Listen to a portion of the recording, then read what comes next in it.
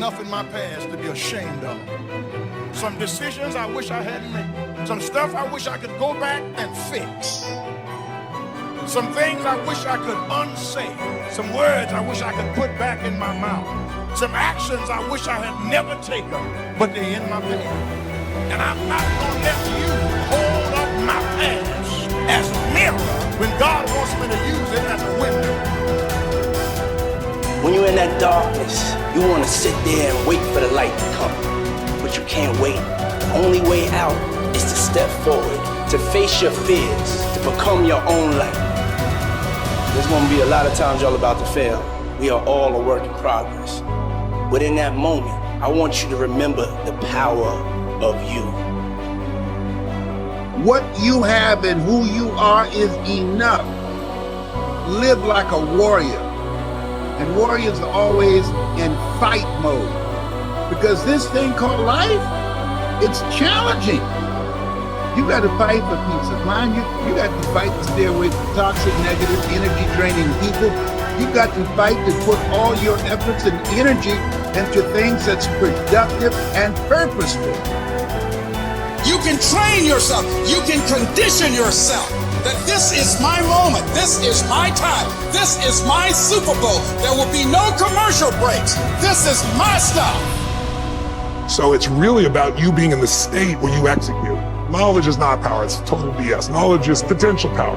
Execution trumps knowledge every day of the week. And so my life is, how do you get yourself to execute? And execution comes from learning to put yourself in that right state every day.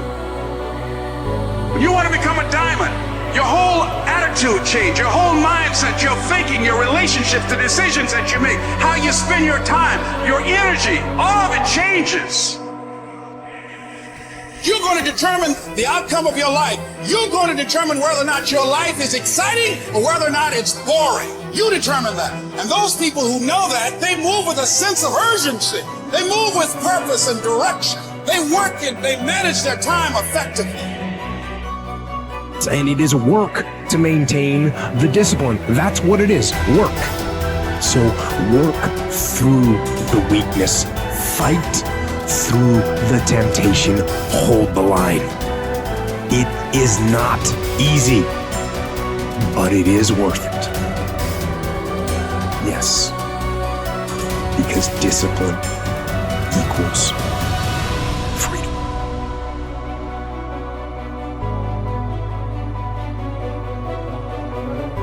As more time goes by, time disappears.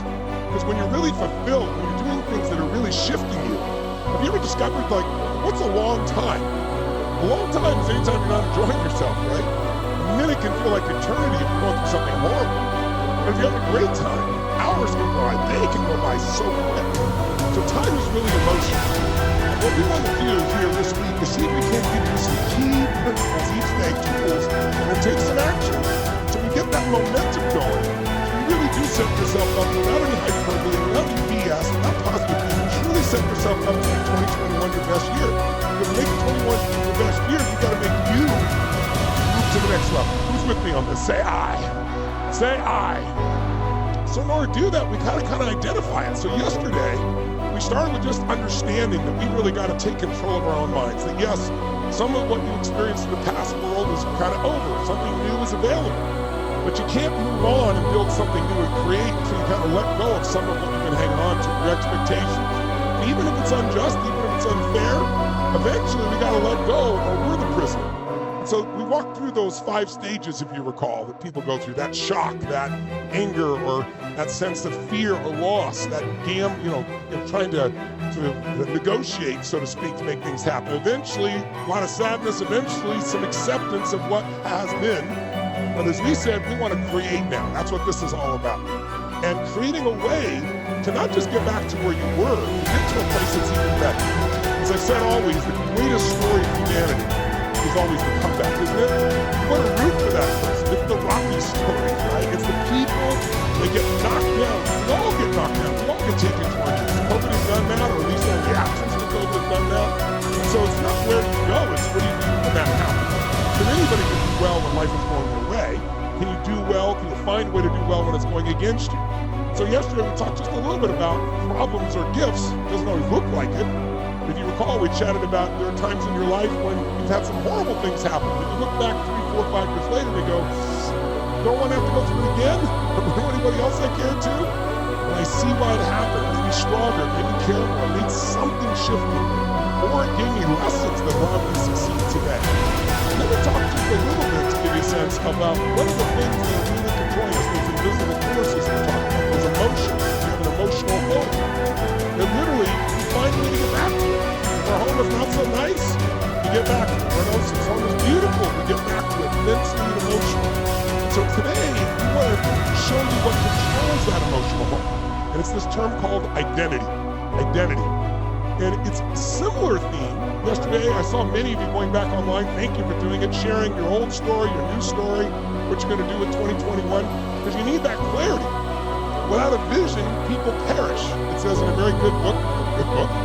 And the bottom line is we need that vision. We're stressed out. So many people have no vision for where we're going. If your vision is just get back to work, that's not much of a vision. You got to say, how do we make it even better? But to do that, it's going to require a different you than the one that might be overwhelmed or stressed. And that's why we walked you a little bit through the warrior and the lover and the magician and the king or queen or the sovereign. How many of you got a lot out of yesterday and it's still with you today? You're going to build on it here. Say, I. Awesome. So today, when we talk about identity, what are we really talking about? Please jot this down as a phrase. A long phrase, but jot it down because it's critical. When I started working with people, I started studying every tool I could find that could help people change quickly. It wasn't because I was an intellectual.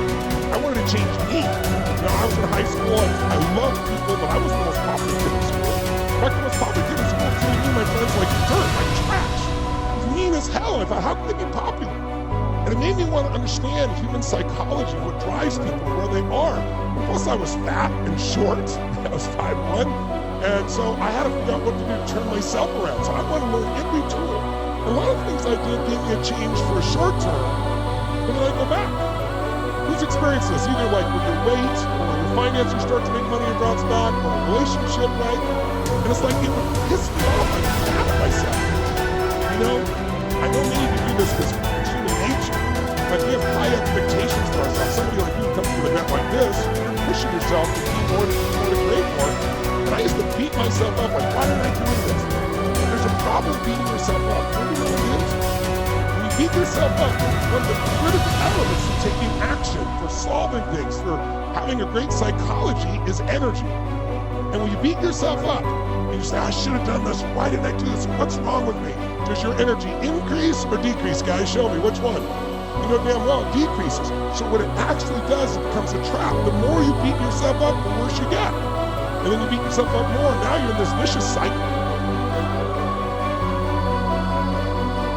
Three major parts of personal development. Number one is physical part. Part of success is physical. Some people don't do well because they don't feel well. One of the first things to go to work on with intensive effort, and that's your own good health. Because a lot of things come from that. The future possibilities could be greatly diminished by being lazy in producing maximum health.